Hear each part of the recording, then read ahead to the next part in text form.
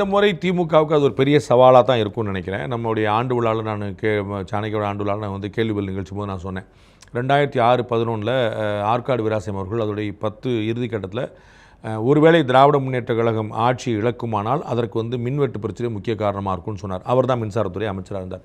அதுபோல் ஒருவேளை திமுகவுக்கு ஒரு பெரிய சவால் ஏற்படுமான 2026 அது லாண்ட் ஆர்டர் பிரச்சனையாக இருக்கும். ஏன்னா மக்கள்கிட்ட இந்த தீராத ஆதங்கம் ரொம்ப இருக்குது. என்னங்க இப்படி நடக்குது? நான் பல முறை குறிப்பிட அந்த அச்சமற்ற தன்மை, அதாவது பாலியல் உணர்ச்சி இது முதல் முறை நடக்கலை.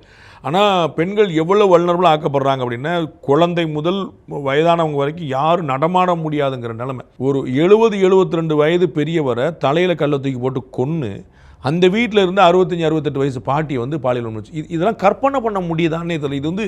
இது எப்படி சாத்தியம்னு தெரியல. அங்கே தான் நமக்கு இந்த போதைப் பொருள் இன்ஃப்ளூயன்ஸ் பற்றி எல்லாரும் பேசுகிறாங்க. ஏன்னா குழந்தையை பார்த்தா அவங்க மனசில் என்ன தோணுங்கிற ஒரு கேள்வி. குழந்தையை பார்த்தா காமம் தோணும் அப்படின்னா மனசில் எவ்வளோ வக்கரம் இருக்குன்னு.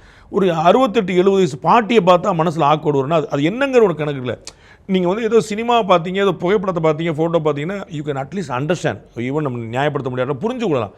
ஆனால் அந்த குழந்தையை பார்த்தோம் அவ்வளோ அப்போ தான் அந்த போதைப் பொருள் உள்ளே போய் மனிதனை மிருகமாக்கி வச்சிருக்கு. அப்போ அவனுக்கு கண் முன்னாடி எதிர யார் இருக்காங்கிற கேள்வி இல்லை, எனக்கு என்ன வேணுங்கிற கேள்வி மட்டும் தான் நினைக்கிறேன்.